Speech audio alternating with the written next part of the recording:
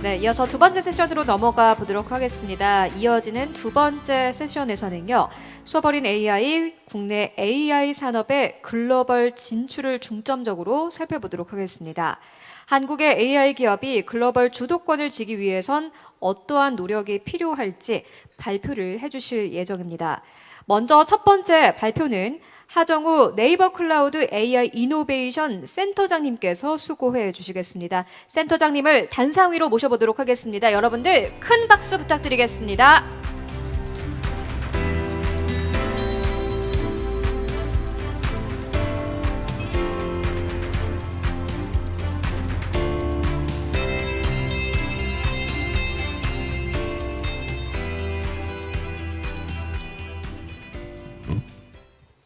네, 반갑습니다. 네이버 클라우드 하정우라고 합니다.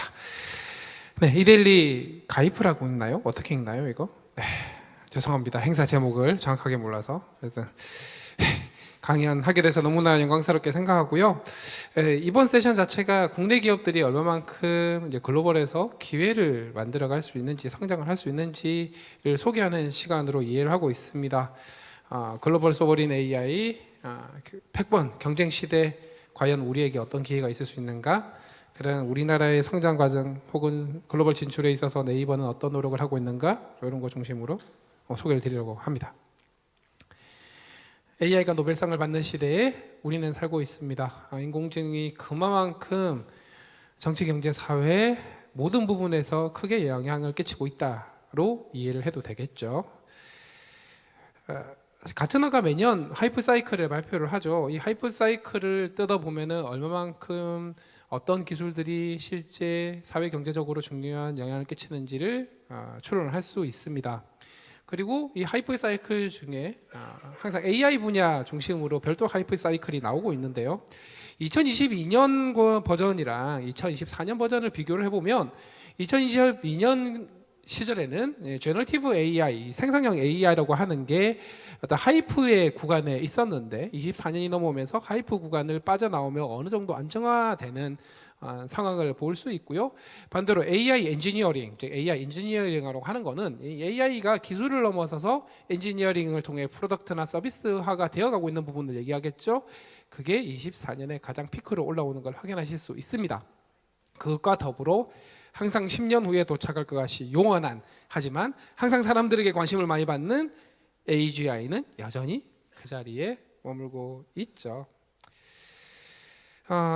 이런 어떤 기술의 발전 중에 가장 눈에 보이는, 눈에 띄는 것들 중에 하나가 멀티모달, 텍스트를, 글을 비디오로 만들어주는 이런 기술들도 있지만, 역시 최근에 눈에 띄는 거는 오픈 AI 5원으로 대변되는 어떤 추론 능력, 굉장히 강력한 전문가 수준의 추론 능력을 가진 AI의 등장으로 보입니다. 그래서 9월 초에 등장한 이 코드명 스트로베리라고 불리는 이 5원은 수학이나 과학, 코딩 분야에서 거의 박사학위 소지자 수준의 굉장히 뛰어난 능력, 추론 능력을 보여주죠. 그러면서 기존의 어떤 생성형 AI를 관통하는 법칙이었던 스케일링 로즈, 즉 컴퓨팅 파워를 얼마만큼 학습에 활용하느냐 하는 것이 인공지능의 능력을 결정한다라고 하는 부분에 학습을 넘어서서 추론 과정에서, 학습 끝나고 추론 과정에서, 즉 글 쓰는 과정에서 얼마만큼 컴퓨팅 파워를 써서 생각하고 심사숙고하고 고쳐쓰고 했을 때 또 다른 더 뛰어난 역량을 보여줄 수 있다라는 형태로 스케일링 로즈의 형태를 바꿔가는 결과를 또 제공하기도 합니다. 그 덕분에 IQ 120을 찍게 되죠. 우리는 IQ 120짜리 AI 시대에 살고 있고, 이 IQ 120짜리 AI를 어떻게 우리의 삶과 우리의 일터에서 잘 활용해서 혁신을 만들어갈지 고민을 해야 되는 상황입니다.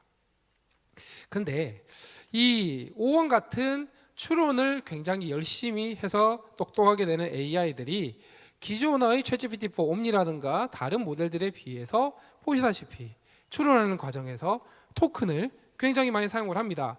자, 아웃풋 토큰이 있고 리즈닝 토큰이 있죠. 차이가 뭐냐면 아웃풋은 여러분들이 볼 수 있는 토큰입니다. 출력. 그럼 리즈닝은 뭐냐? 그 출력을 뱉기 전에 고쳐쓰고 여러분들 눈에 보이지 않는 토큰이에요. 그럼 여러분들 눈에 보이지 않는 토큰들을 굉장히 많이 쓰죠. 돈이 훨씬 더 많이 나간다는 뜻입니다. 그냥 많이 나가는 게 아니고요. 단가도 비쌉니다. 즉 박사 수준의 AI를 활용해서 쓴다라는 개념은 그만큼 많은 비용이 들어간다라는 뜻이고요. 그래서 우리는 어떤 AI를 도입할까 이전에 우리가 어떤 문제를 해결하려고 하는가부터 목표부터 먼저 잡아야 거기에 적합한 AI를 고르고 ROI를 판단할 수 있다라는 말씀을 드리고요. 그러면서 온디바이스 굉장히 크기는 작지만 상당히 똑똑하고 경쟁력 있고 추론 능력 좋은, 그러면서 멀티모달도 되는 라마 3.2라든가 파이 같은 모델들 함께 공개가 되면서 이런 것들이 사실 또 오픈소스 형태로 공개되고 있죠. 이런 멀티모달, 온디바이스, 경량화, 그리고 오픈소스 모델, 그리고 이런 모델들이 심지어 추론 능력까지 강화되면서 우리는 이제 AI 에이전트의 시대의 도래를 맞이하고 있습니다. 여러분들의 스마트폰에 글뿐만 아니라 음성, 영상, 사진, 그리고 심지어 사람의 여러 가지 행동 데이터를 처리하고 이해하고 그걸로 커뮤니케이션과 인터랙션을 할 수 있는 AI가 탑재가 되면서 이제는 크기도 작으니까 인터넷이 끊긴 상태에서도 여러분들의 의도를 잘 파악해서 우리가 일할 때나 생활할 때 필요한 도움을 받을 수가 있죠. 거기에 더해서 각 전문 분야의 지식을 가진 에이전트들을 각 앱을 만드는 기업들이나 서비스를 제공하는 기업들이 만들어내면 이 에이전트를 필요에 따라서 연결을 해주는 에이전트들의 초연결 시대를 우리가 맞이하게 될 겁니다. 그리고 이런 에이전트가 스마트폰에만 들어갈 리가 없죠. 자동차에, 가전에, PC에, 로봇에, 집안에, 업무, 오피스에 도처에 AI 에이전트 시대가 열리게 될 겁니다. 이런 시대에 굉장히 많은 새로운 기회가 만들어지겠죠. 기존의 검색 플랫폼 그리고 모바일 플랫폼의 그 기반이 생성형 AI가 만들어낸 AI 에이전트 그 자체가 플랫폼이 되어서 완전히 새로운 형태의 비즈니스 형상, 비즈니스 기회가 만들어지게 될 거고 여기에 대한 준비가 필요한 상황입니다. 이미 그런 게 시작이 되었죠. 구글에서 제미나이 라이브를 8월에 이미 발표를 해버렸으니까요. 산업 관점에서 봐도 이미 생성형 AI라고 하는 게 상당히 많이 확산이 되어 가기 시작한 것 같습니다. 물론 생각보다 실제 도입한 기업이 그렇게 생각보다 많지는 않지만 전반적으로 빠르게 성장하고 있다는 건 의미가 있는 것 같고요.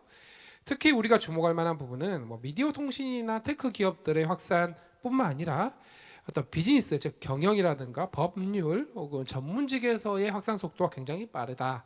왜냐하면 저기서의 업무라는 게 결국은 많은 자료를 검색하고 요약하고 번역하고 정리하고 데이터 분석하고 표 그리고 그래프 그리고 보고서 작성하고 이런 것들은 생성 AI가 굉장히 잘할 수 있는 영역이기 때문이죠. 그뿐만 아니라 에너지 재료라든가 제조업이라든가 혹은 리테일이라든가 이런 쪽에서 빠르게 확산이 되어가는 걸 확인하실 수가 있죠.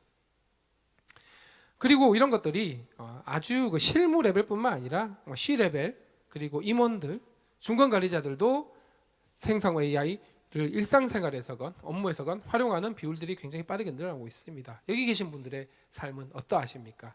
만약에 그렇지 않다면 뒤처지고 있다라고 보시면 될 것 같고요. 그러면서 함께 대두되는 AI 거품론입니다. 전 세계에서 가장 AI를 잘하고 앞서 나가고 있다는 오픈 AI조차도 올해 매출이 약 40억 달러 정도로 예상이 되지만 비용을 다 합해봤더니 한 50억 달러 정도 적자가 예상된다라는 디인포메이션의 기사가 있었죠. 근데 우리는 챗GPT가 나온 지 아직 2년이 채 되지 않았다는 걸 명심을 해야 됩니다. 과거 모바일의 초창기 때 어떤 매출이 있었는가를 비교를 해보면 그때보다 지금 현재 생성 AI의 매출 비즈니스 기회 증가 속도가 훨씬 빠르다라는 영국의 파이낸셜 타임즈 기사도 있었죠. 내년, 내후년 이렇게 시간이 지남에 따라 킬러 어플리케이션의 활용도 그리고 가격이나 단가가 낮아지는 이런 것들을 고려할 때 거품론은 시기상조다 이렇게 말씀을 드리고 싶고요. 실제 활용 비용 관점에서 보더라도 올 3월에 GPT-4 API 가격이 100만 토큰당 36달러였던 거에 비하면 GPT-4 옴니가 똑같이 100만 토큰당 2달러까지 떨어지는 굉장히 빠르게 사용 비용이 떨어지고 있다는 걸 확인하실 수 있죠.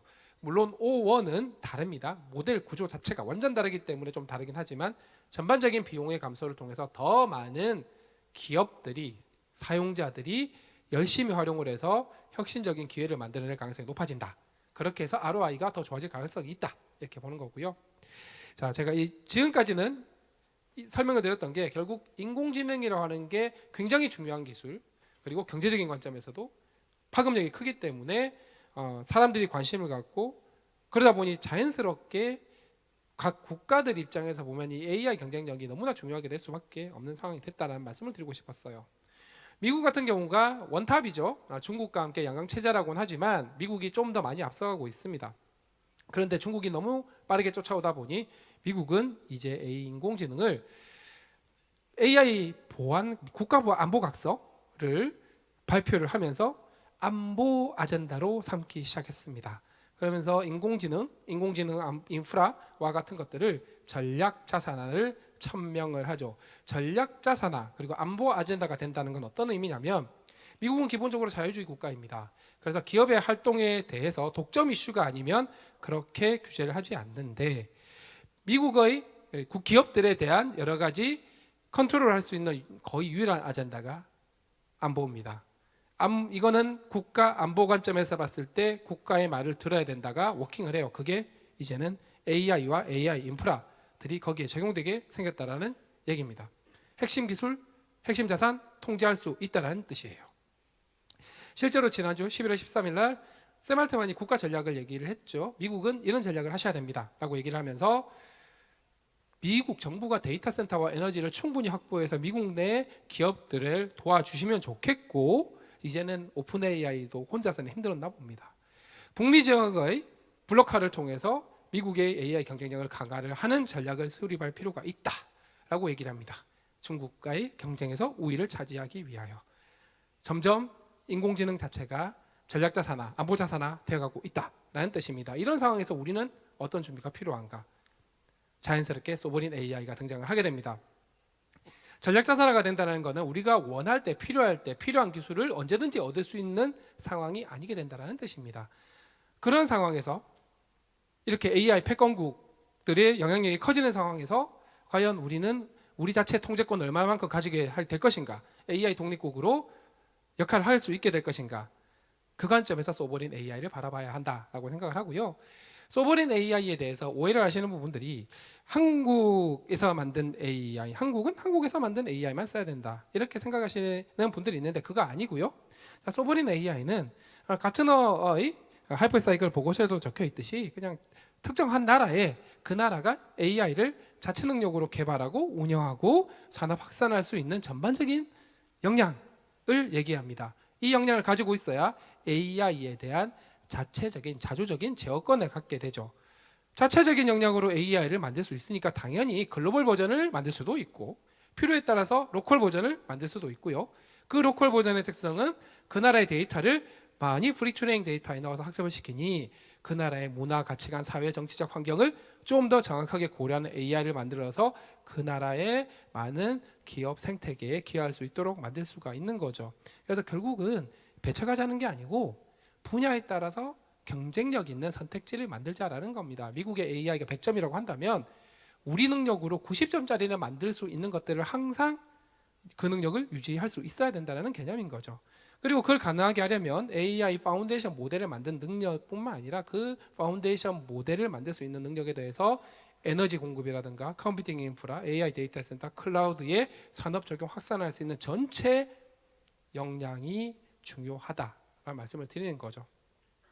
그리고 이 소버린 AI라고 하면 국수주의가 아니냐라고 말씀하시는 분들이 있는데, 전 지구적인 관점에서 보면 각 지역이나 국가를 정말 잘 이해하는, 문화 다양성을 이해하는 AI들이 굉장히 많이 존재를 함으로써 AI의 다양성 그리고 문화 다양성을 강화할 수 있는 길이, 그래서 지속 가능성을 강화하는 길이 사실은 소버린 AI라고 보시면 됩니다. 그래서 인클루시브 AI라는 용어가 더 적합하다라고 얘기하는 부분들이 있죠.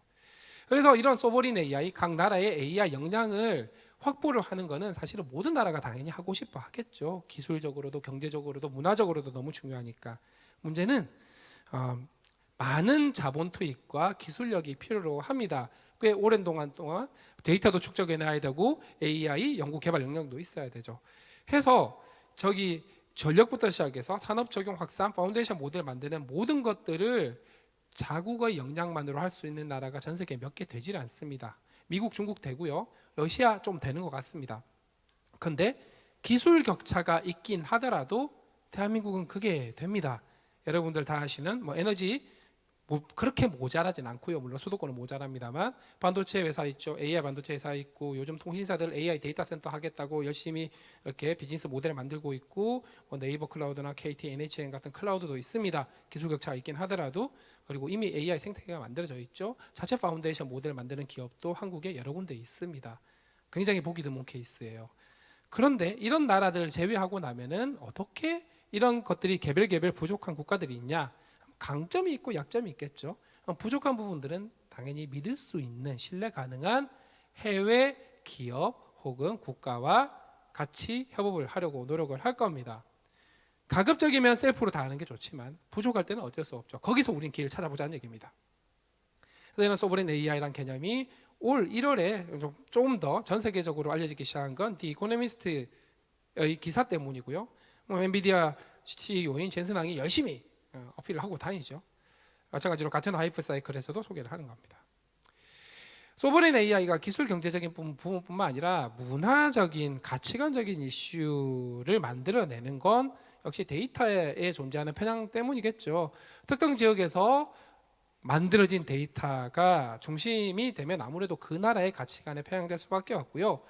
가치관이나 문화에 영향을 별로 받지 않는 응용 분야, 연구 개발이라든가 비즈니스라든가 제조라든가 이런 곳에서는 사실 크게 상관이 없습니다만 아이들에게 가치관이나 역사, 언어를 가르쳐야 되는 교육이라든가 공공 분야, 국방, 법률 같은 분야는 그 지역을 제대로 이해하는 AI가 필요할 수 있습니다. 그래서 경쟁력 있는 선택지를 유지해야 되고 그 경쟁력 있는 선택지를 만들려면 그 나라의 소버린 AI 역량이 중요한 거죠. 오픈소스 그냥 라마 받아다 쓰면 되는 거 아닌가? 미스트랄 보통 이 프리 트레이닝 후에 인스트럭션 팔로잉 학습까지 다 한 이후에 다시 학습을 하면 품질이 안 나오거나 기존의 능력치를 까먹는 경우가 굉장히 많습니다. 거기에 더해서 라이선스에 대한 리스크, 언제 라이선스를 바꿀지 모르죠. 항상 통제 가능한 범위가 어디까지인가를 고민을 해야 된다라는 말씀을 드립니다. 네, 넘어가고요. 그렇기 때문에 프랑스, 일본, 캐나다, 독일, 인도, 싱가포르, 대만, 핀란드, 덴마크 랩하는 것 같죠. 이렇게 수많은 나라들이 글로벌 빅테크 AI도 사용을 하고 라마 같은 오픈소스도 사용을 하지만 거기에 100% 의존하는 게 아니라 자국의 AI 경쟁력, 소버린 AI 역량 확보하려고 조단위 투자를 엄청 하고 있는 거죠. 당연한 이치입니다. 종속이 됐을 때 생길 수 있는 리스크 때문이죠. 제가 강조드리고 싶은 부분은 안보 자산화가 되었다라는 겁니다. 안보 전략 자산화가 된다는 얘기는 파운데이션 모델도 경우에 따라서 최신 모델은 공유를 안 하고 보급형 모델만 공유를 하게 될 수 있다라는 겁니다. 미사일 충분히 가능하죠. 기업들이 그죠? 미국의 기업들이 이 최신 모델로 비즈니스를 하고 싶은데 국가가 안보라는 이름으로 그 모델은 수출 금지라고 할 수 있습니다. 이미 GPU 수출 금지되지 않았습니까? 중국에 얼마든지 그게 가능하다는 얘기예요. 그러면은 우리가 최고급은 아니더라도 보급형보다는 더 좋은 모델을 만들 수 있는 역량을 가지고 있어야 되겠죠. 자, 데이터 주권 중요합니다. 미국의 클라우드 액트 안보라는 이름으로 미국 클라우드에 저장되어 있는 데이터를 열어볼 수 있는 법적 근거를 마련해 두었습니다. GPU 수출 컨트롤 하고 있죠. 좀 더 지나면 저 에너지 공급도 마찬가지가 될 수 있습니다.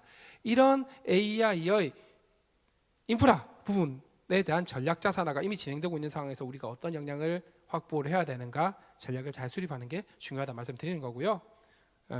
그리고 미국이 중국의 GPU 수출을 통제하고 있는데 중국만이 아니라 다른 국가도 좀 고려를 해보겠다라고 하는 정책이 나오기 시작합니다.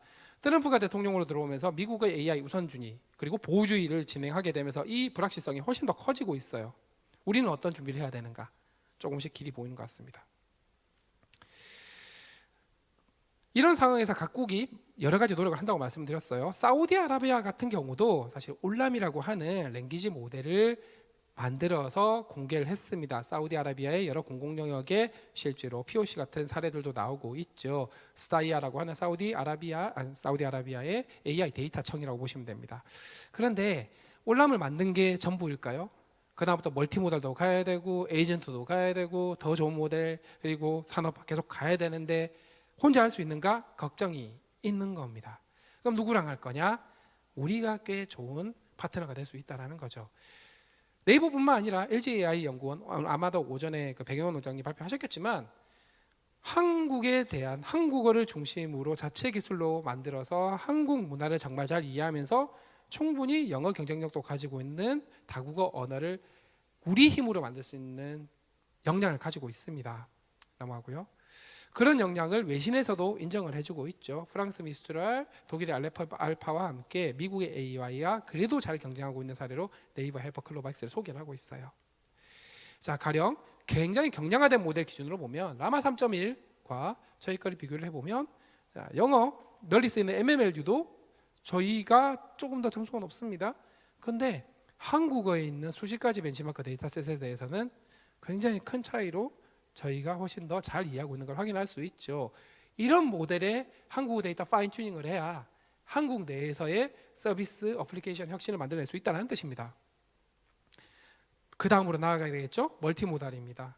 이미지를 이해하고 그리고 음성으로 바로 단일 모델로 이해할 수 있는 기술로 나아가야 하는데요. 저희 클로버X, 하이퍼 클로버X를 챗GPT처럼 웹으로 바로 사용하실 수 있는 서비스가 있습니다. 네이버 녹색 창에 클로버X라고 검색을 하시면 공짜로 쓰실 수 있어요. 네이버 아이디들은 다 갖고 계실 거니까. 저는 그래프 사진을 업로드를 하고 영어로 써봤습니다. 한국어로 써도 상관없어요.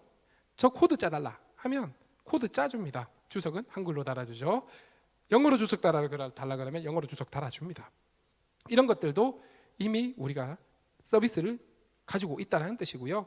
자, 음성입니다. 음성, 즉 음성 인식기를 통해서 텍스트로 바꾸고 텍스트를 프롬프트로 넣고 그럼 대화가 만들어지고 그 대화를 음성 합성어로 바꾸고 이렇게 하지 않습니다. 그렇게 되면 엄청 느리거든요. 그게 아니라 음성 언어 모델을 한 방에 만들어서 엔드투엔드로 대화를 할 수 있는 기술을 저희가 다음 달 유립스 학회에서 발표를 합니다. 들어보시겠습니다. It's a very good way to put it.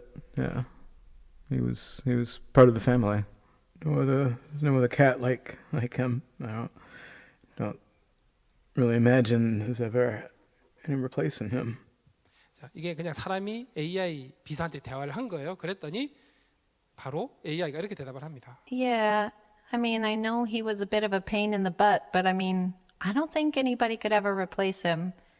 He was just that one of a kind of. 자, 이런 원천 기술을 저희가 가지고 있다. 물론 비즈니스 서비스를 만드는 건 또 다른 문제이긴 하지만 상당히 많은 기술력을 경쟁력 있는 기술력을 가지고 있다는 거고요.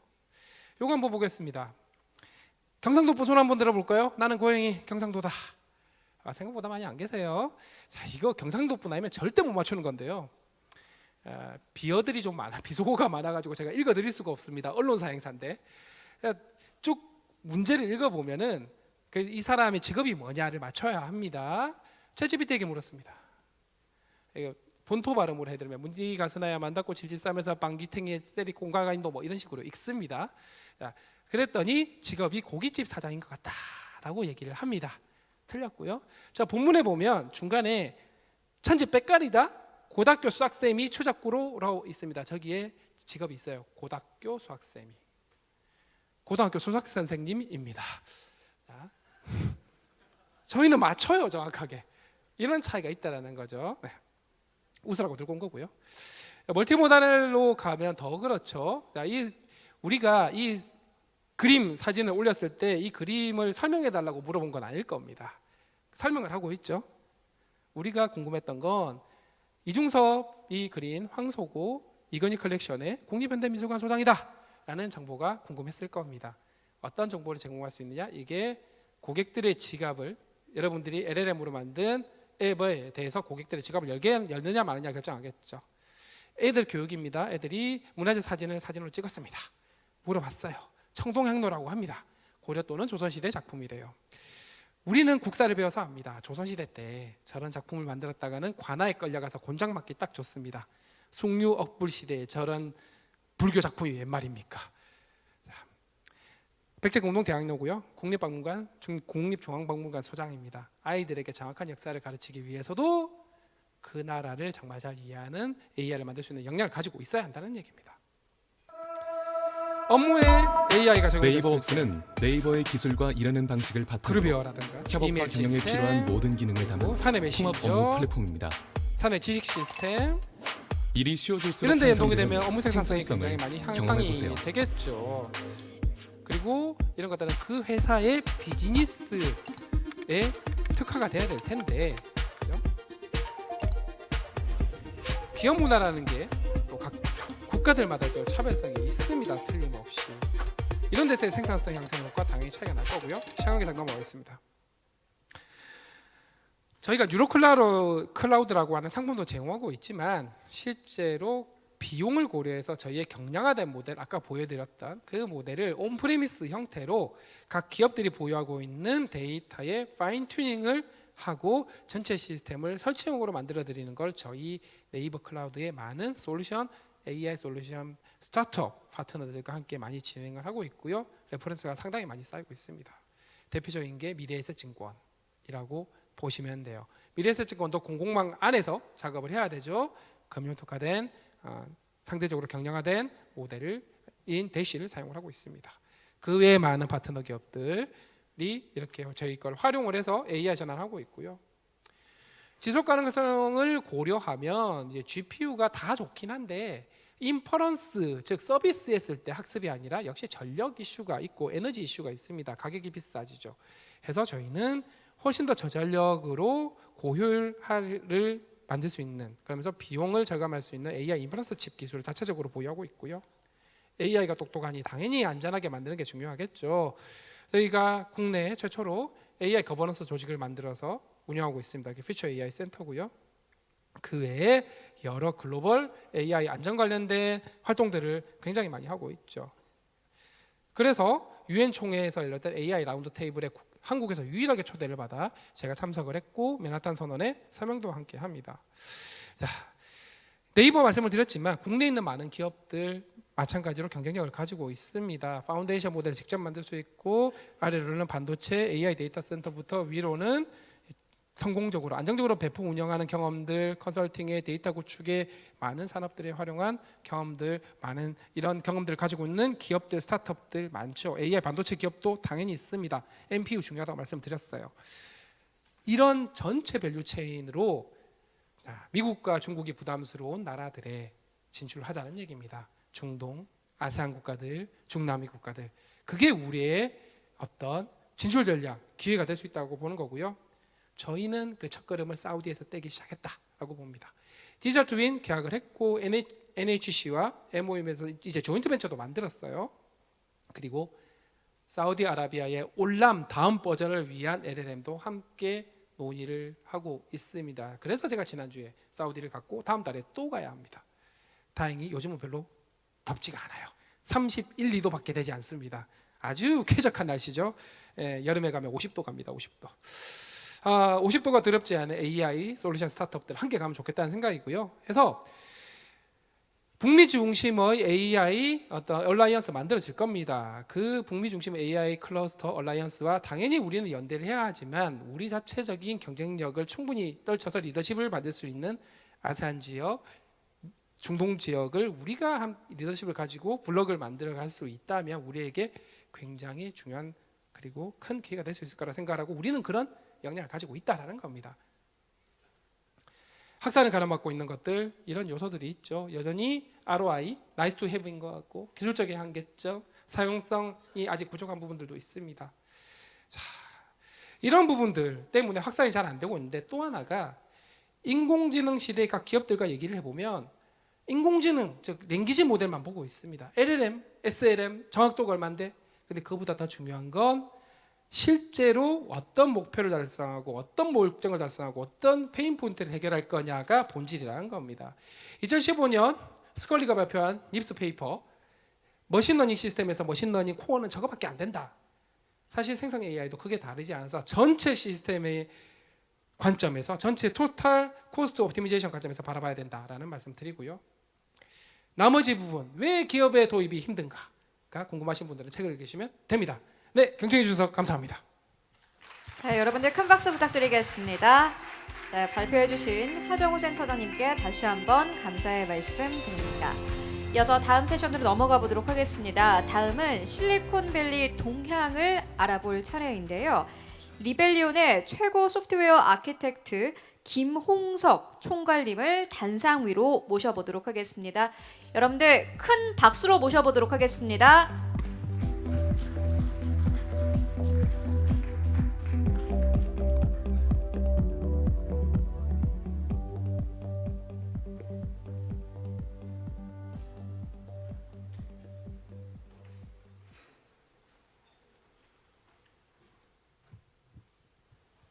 저희 방금 전 하정우 센터장님께서 하신 발표를 들으면서 굉장히 깊은 감동도 받았지만은 몇 가지 제가 이제 안심이 되는 포인트가 있었는데요. 그러니까 친하니까.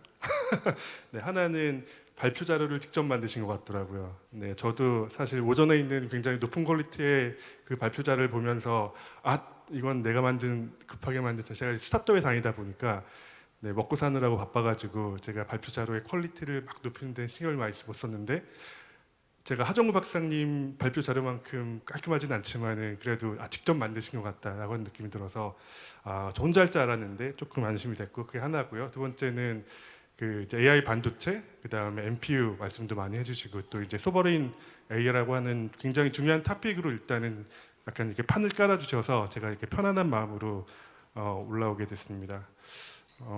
발표 내용도 사실 제가 조금 약간 지금까지 했던 발표들하고 조금 다를 것 같은데요.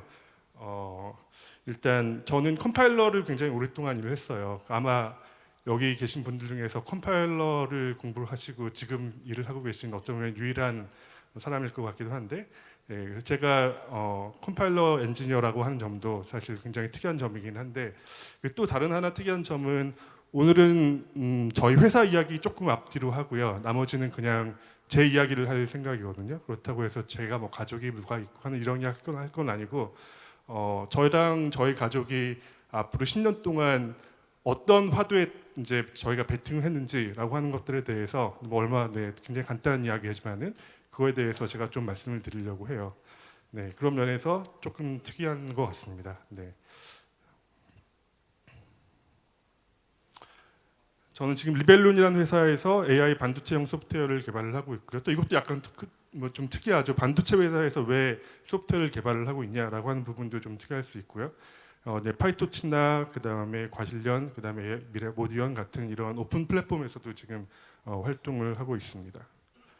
저희 회사에 대해서 먼저 말씀을 드리면 저희는 한국에 있는 가장 그래도 많이 알려진 AI 반도체 회사 중에 하나고요. 저희가 뭐 그렇게 식구들이 크진 않긴 하지만은 굉장히 열정적으로 일을 하시는 분들이 많이 모여 있고 그다음에 저희랑 같이 이제 실제 이 AI를 전파하기 위해서 같이 일하시는 파트너들도 이제 저희가 잘 갖춰서 같이 힘을 합쳐서 이제 일을 하고 있고요. 또 오늘 이제 발표하신 KT라든지 SKT라든지 하는 이런 분들과도 저희가 굉장히 밀접하게 지금 열심히 일을 하고 있습니다. 그리고 펀드도 다행히 잘 해주셔가지고 저희가 굶지 않고 지금 열심히 지금 연구 개발에 매진을 하고 있습니다. 저희가 만드는 제품은 AI 반도체이고요. 물론 AI 반도체가 굉장히 중요한 그런 구성 요소이긴 하지만은 저희는 이런 스케일러블한 인프라스트럭처를 만드는 회사라고 정의를 하고 있거든요. 이제 반도체도 만들지만 저희 물론 핵심 기술은 반도체고요. 이제 그거를 저희가 실제 이제 보드, 카드로 집적을 하고 이것들로 이제 서버를 꾸미고 실제 이제 저희 고객들이 특히 데이터 센터 고객들이 쉽게 가져다 쓸 수 있는 그런 이제 외계 형태로 이제 모아서 클러스터 형태로 저희가 제품을 제공을 하는 이런 스케일러블한 그런 솔루션을 제공을 하는 회사다라고 저희는 정의를 하고 있습니다. 가장 중요한 건 근데 이제 기술적인 저희가 차별점을 가장 두고 있는 거는 이제 AI 반도체 엑셀러레이터고요. 마찬가지로 이것도 저희가 어떻게 보면 크게 두 개의 축으로 나눠서 저희가 어떻게 보면 저희 경쟁력을 확보를 하려고 하는데요. 하나는 저희가 만드는 엔진 자체도 굉장히 스케일러블해요. 그래서 저희가 2020년에 이제 개발을 시작을 해서 2020년에 저희가 실제로 이제 칩으로 만들어 본 이온이라고 하는 칩이 있는데 거기에서 저희가 가장 작은 저희가 이제 뉴럴 엔진이라고 하는 걸 만들어서 검증을 했고요. 그 뉴럴 엔진을 여러 개를 붙여서 실제 저희가 이제 팔 수 있는 그런 제품의 크기 형태까지 만들어낸 게 아톰이라고 하는 칩으로 지금 잘 나와서 저희가 이걸 가지고 지금 사업을 해보려고 하고 있습니다. 그리고 지금 저희가 현재 만들고 있고 이제 곧 며칠 후에 테이프아웃이 돼서 이제 찍어내기 시작할 칩이 리벨이라고 하는 칩인데 리벨이라고 하는 칩부터 저희가 칩넷 아키텍처라고 하는 거를 이제 도입을 했거든요. 제가 아까 이제 저희가 두 가지 축이 있다고 말씀드렸는데 하나는 저희가 쭉 이제 만들어온 이런 스케일러블한 그런 코어 엔진이라고 하는 게 하나가 있고 두 번째는 저희가 지금 전개를 하기 시작한 이런 칩넷 기반의 아키텍처로 저희가 앞으로 저희가 만들 여러 가지 다양한 칩들을 매번 새롭게 만드는 게 아니라 칩넷이라고 하는 굉장히 이제 재활용 가능한 구성 요소를 실제 만들어서 저희가 이걸 이제 반복적으로 다른 제품들에 재활용을 해 나갈 생각입니다. 그래서 지금 처음 만들고 있는 게 이 아톰보다 더 8배 이상 크기를 키운 저희가 그 8배 이상으로 크기를 키운 칩넷을 하나 만들 거예요. 코어 칩넷을 만드는 게 2024년에 저희가 진행하고 있는 프로젝트고 2025년에는 이제 I/O에 특화되어 있는 칩넷을 또 만들기 시작할 거고요. 그다음 CPU, 그다음에 메모리 익스텐더 이런 칩넷들을 저희가 만들어서 이걸 가지고 저희 나름대로 에코시스템을 만들어갈 생각입니다. 자, 아톰은 지금 저희가 찍어서 만들고 있고 이걸 가지고 실제 아까 저희가 이야기했던 이런 스케일러블한 솔루션을 만들기 위해서 지금 한참 작업을 하고 있고 곧 이제 출시를 할 예정입니다. 여기까지가 이제 회사에 대해서 저희가 이제 간단하게 소개를 드렸고 지금부터는 이제 제 이야기를 시작을 할 텐데요. 제가 바로 전에 이제 근무를 했던 곳이 이제 구글이에요. 네, 구글에서 제미나이가 맨 처음 출시될 때 아직도 밤새면서 일을 하고 했던 그런 경험들도 있긴 했는데 이런 회사를 뛰쳐나와서 이제 리벨루언이라고 하는 곳으로 왔다고 이제 여러분들한테 이제 소개도 드리고 말씀을 드리니까 되게 그래 좋지. 근데 정말로 너희가 엔비디아랑 경쟁을 할 수가 있겠냐라고 하는 질문을 심지어 저희 부모님도 하세요. 저희 부모님은 제가 박사 공부를 뭐 한지도 잘 모르시고 소프트웨어를 하는지 하드웨어를 하는지도 잘 모르셨는데 요즘엔 엔비디아라는 회사가 워낙 잘 나가니까 네, 엔비디아도 아시고 HBM도 아시고 심지어 쿠다도 아시더라고요. 그런 걸 갖고 있다고 하는 엔비디아에 과연 작은 스타트업이 그럼 경쟁을 할 수 있겠냐. 특히 개발자 생태계를 만드는 게 그렇게 어렵다고 하는데 어떻게 리벨로는 도대체 이거를 전개를 할 거냐라고 하는 질문을 가장 많이 받고 이제 여기에 대한 답이 제 나름대로 있더라고 생각을 해서 제가 사실 리벨론이라는 회사를 옮겼고 이게 이제 저와 저희 가족이 10년 동안에 어떻게 살아갈까라고 하는 거에 굉장히 큰 제 생각에는 가름길이 될 것 같습니다. 네. 제가 가지고 있는 가설은 이렇거든요. 일단 개발자들이 오픈 소스로 지금 GPU를 쓰고 있듯이 저희 제품도 활용할 수 있다라고 한다면은 사실 개발자 생태계의 문제는 저는 되게 자연스럽게 해결이 된다라고 생각을 해요. 그러니까 저희가 별도로 NPU의 개발자 생태계를 만든 게 아니라 자연스럽게 이미 형성되어 있는 개발자의 생태계로 흡수가 된다고 한다면은 사실 저는 문제가 해결될 거라고 생각을 하거든요. 즉 이제 오픈 소스와의 시너지가 이제 저희가 개발자 생태계를 확보하느냐 확보하지 못하느냐라고 하는 거에 있어서의 저는 키라고 생각을 합니다. 제가 왜 그렇게 생각하는지에 대해서 네, 지금부터는 말씀을 드리도록 하겠습니다. 보시겠지만은 다른 프레젠테이션과 달리 그냥 배경이 하얀데 이게 파워포인트나 구글 슬라이드를 만들면 디폴트가 하얗거든요. 제가 이걸 바꿀 시간이 없어가지고 그냥 하얗게 들고 나왔습니다. 이 점은 좀 죄송하게 생각합니다. 네. 제 생각은 이래요. 네. 일단 조금 더 이따 말씀드리겠지만은 일단 그 1990년대부터 시작한 이런 오픈소스의 물결이 실제 이제 인터넷 시대가 이제 벌리기 시작하면서 독점 소프트웨어를 물리쳤고요. 그다음 저는 지금도 그 상태가 계속 유지가 되고 있고 이게 다시 뒤집힐 확률은 저는 그렇게 많지 않다고 생각을 합니다. 이게 첫 번째고요. 그다음에 이제 두 번째는 AI도 마찬가지로 오픈 소스가 저는 주도를 하고 있다라고 생각을 하고 네, 이거에 대해서도 간략하게 왜 그렇게 생각하는지 말씀을 드리겠습니다. 그다음에 세 번째는 그 오픈 소스 생태계의 구심점이 파이토치라고 하는 기술이 있는데 그 파이토치가 저희 같은 이런 새로운 AI 반도체를 만드는 회사를 AI 생태계로 진입을 시키는 진입점이 될 것이다라고 생각하는 게 제가 방금 말씀드렸던 가설을 뒷받침하는 제 나름대로의 로직입니다. 네, 이것들에 대해서 앞으로 좀 자세하게 말씀을 드리도록 하겠습니다.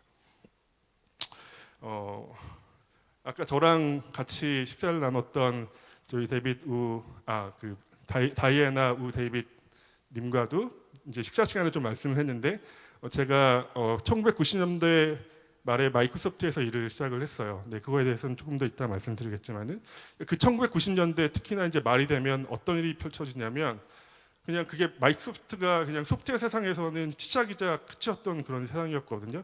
아마 이 로고들을 기억하시는 분들은 저랑 나이가 아마 비슷하신 분들일 텐데 마이크로소프트 윈도우즈가 있었고 그다음 비주얼 스튜디오 6 로고입니다. 저게 비주얼 스튜디오가 있었고 그리고 파워포인트를 포함한 오피스라고 하는 그런 운영 소프트웨어가 있었고 그리고 막 그때 엄청나게 이제 터지기 시작한 인터넷도 맨 처음에 넷스케이프 아까 무브먼트를 어떤 강연 하신 분께서 말씀하셨었는데 인터넷 익스플로러가 사실 금방 따라잡죠. 금방 따라잡아서 저 당시에는 인터넷 익스플로러가 거의 브라우저 마켓쉐어를 거의 뭐 100%가 100%는 아니겠지만 독점을 하고 있던 그런 시대였어요. 네, 저기 이제 1990년대 상황이었고요.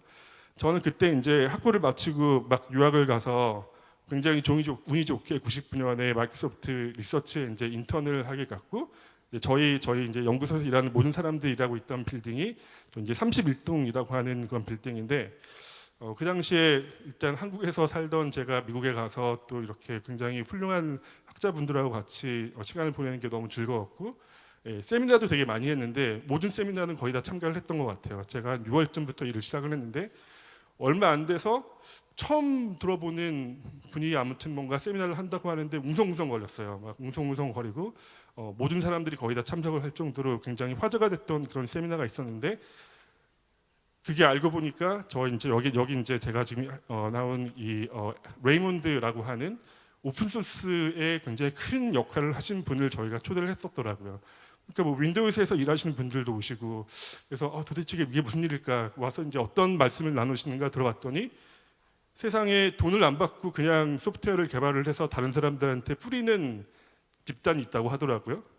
그게 이제 이분께서 말씀하신 거는 그 당시에 엄청나게 화제를 이끌고 있던 그 리눅스라고 하는 개발 프로젝트에 대해서 말씀을 하신 건데 그래서 그분이 마이크로소프트 심장으로 와서 하신 말씀이 뭐냐면 곧 있으면 리눅스가 윈도우스보다 훨씬 더 좋은 OS가 되고 사람들이 다 리눅스를 쓸 거다라고 하는 주장을 여기 와서 하신 거예요.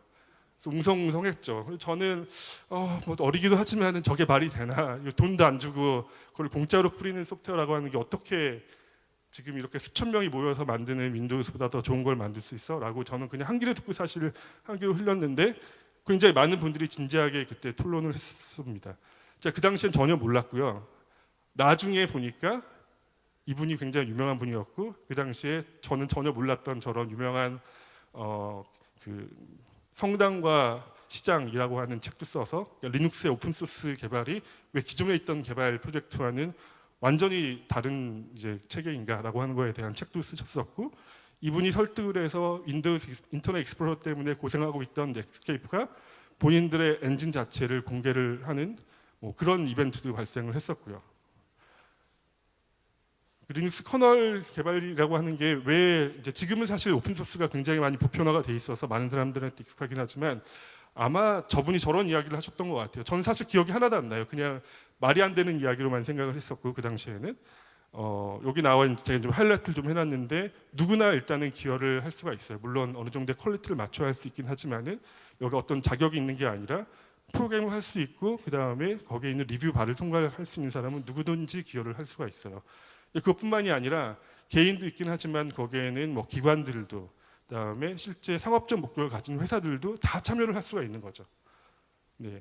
근데 이게 얼마나 큰 그 영향력을 가지고 파워풀한 그런 이야기인지라고 하는 거를 그땐 몰랐지만은 제가 이제 수십 년이 지난 다음에는 너무나 뼈저리게 지금 사실 느끼고 있습니다. 마찬가지로 저는 그 당시에는 이런 일이 일어나고 있는지 전혀 몰랐습니다. 전혀 몰랐고 이제 나중에 마이크로소프트가 사실 고생을 하면서 저도 그 안에서 그 소용돌이 속에서 왜 이런 일이 일어나고 있나라고 하는 거를 이제 회고를 하면서 이제 그때 깨달았는데 이 당시에 그러니까 마이크로소프트는 사실 리눅스가 어떻게 얼마나 활발하게 지금 커뮤니티가 형성되고 있는지 사실 알았던 것 같고 그거를 일단 어떤 이야기들인지 왜 그런지를 이제 파악하기 위해서 아까 그분을 이제 약간 중립적인 연구소로 모셨던 것 같아요. 그런 배경에서 아마 모셨다라고 하는 걸 지금은 저도 이해를 하고 있고요. 그 당시 어떤 일이 일어나고 있었냐면은 1998년도부터 시작을 해서 이제 저희 슈퍼컴퓨터 세계 전 세계 500대 슈퍼컴퓨터라고 하는 거를 이제 매년 발표를 하는데 리눅스가 등장을 하기 시작해요. 리눅스가 등장을 하기 시작하고 갑자기 엄청나게 빠른 속도로 여기에서 리눅스가 이제 장악을 하면서 지금은 거의 모든 컴퓨터가 다 리눅스로 되어 있다고 생각을 하시면 되거든요. 예, 이런 일과 동시에 어떤 일이 일어나냐면 뭐 구글이나 아마존 같은 이런 인터넷 기반의 이제 업체들이 생겨나기 시작하는데 이 업체들이 OS로 유닉스도 아니고 윈도우스도 아니고 리눅스를 가지고 다 서버를 만들기 시작합니다. 인텔 칩을 써서. 그러면서 실질적으로 뭐 PC 시장에서는 리눅스가 성공을 하지 못했지만은 그 이외에 다른 모든 시장에서는 리눅스가 다 석권을 하게 되죠. 마찬가지로 약간 후발주자인 페이스북도 같이 합류를 했고 심지어는 마이크로소프트도 애저로 넘어가면서 과감하게 원래 윈도우 시작했다가 리눅스를 채택을 하고 만약에 그 결정이 없었으면 지금 애저는 없었을 거라고 생각을 해요. 네, 이런 일들이 이제 그 이후로 일어나게 됩니다. 리눅스라고 하는 게 굉장히 큰 역할을 이제 하게 되는데요. 인텔이라고 하는 이 칩이 이제 리눅스 계열에 있던 뭐 HP라든지 한 이런 회사들의 워크스테이션용 리스크 서버를 제치고 이 데이터 센터로 들어가게 된 것도 사실 리눅스의 힘이고, 그리고 ARM이라고 하는 회사가 인텔에 따라서 이렇게 지금처럼 큰 에코시스템을 갖춘 CPU 회사를 만들게 된 것도 오픈 소스 체계에서 ARM과 리눅스 개발자들이 협력을 했기 때문에 일어날 수 있었던 일이고, 저 히스토리도 보시면 엄청나게 재밌는 게 많습니다. 그리고 이제 뭐 지금 최근 들어서는 ARM보다도 더 적극적으로 오픈을 하는 이제 리스크5라고 하는 실제 그 코어 자체의 하드웨어 설계 자체에 이제 오픈을 한 이런 리스크5라고 하는 프로젝트도 있고요. 이런 것들도 다 리눅스라고 하는 이런 굉장히 강력한 오픈 소스와 이제 커뮤니티가 있기 때문에 가능한 일들이죠. 네, 인터넷 익스플로러도 비슷한 길을 이제 걸어가요. 여기서 보시면 이제 아까 제가 모질라 그 다음에 넷스케이프 말씀을 드렸는데, 그 파이어폭스라고 하는 OS가 모질라로부터 나와서 죽어가고 있던 이 그러니까 엔타이 인터넷 익스플로러 진영이 약간 살아나기 시작하고, 그걸 보고 자극을 받은 구글이 크롬을 개발을 하면서 인터넷 익스플로러를 완전 제끼게 되죠. 지금은 사실 인터넷 익스플로러를 지금 쓰고 있는 분이 얼마나 계신지 모르겠어요. 대부분의 분들이 그것 말고 이제 다른 인터넷 브라우저를 지금 쓰고 계시겠죠. 결국에 PC에서 인터넷 시대로 넘어가면서 독점 소프트웨어가, 그러니까 마이크로소프트로 대변되는 독점 소프트웨어가 지배하던 시장에서 실제 이제 오픈 소스가 지배하는 세계로 넘어오게 됐고, 뭐 윈도우스나 인터넷 익스플로러 그다음에 인터넷 그 이제 웹 서버 같은 마이크로소프트의 독점 소프트웨어에서 다 오픈 소스로 대체가 되기 시작을 합니다. 이건 그 상태에서 끝난 게 아니라 그 위로 보면 거의 굵직한 대부분의 이제 소프트웨어 프로젝트들은 다 오픈 소스로 진영이 됐고, 이제 그 과정에서 오픈 소스가 진행이 되는 그런 체계라든지 구조 같은 것들도 이제 많이 발전을 해서 지금은 이제 뭐 대형 오픈 소스 파운데이션들, 뭐 리눅스 파운데이션, 아파치 같은 이런 파운데이션들이 만들어서 더 체계적으로 지금 오픈 소스를 개발을 하고 있고요. GitHub 같은 게 이제 나타나서 아주 많은 사람들이 쉽게 자기 프로젝트를 오픈을 하고 또 오픈 소스에 참여를 할 수 있는 그런 이제 포털 같이 생기게 되죠. 네, 제가 엄청 떠들었는데 이런 이유 때문에 저는 오픈 소스라고 하는 게 얼만큼 이제 파워풀한지라고 하는 것들은 제가 실제 개발을 하고 커리어를 쌓으면서 이제 느끼게 됐고요. 두 번째 포인트로는 이게 AI도 저는 지금 다르지 않은 것 같아요.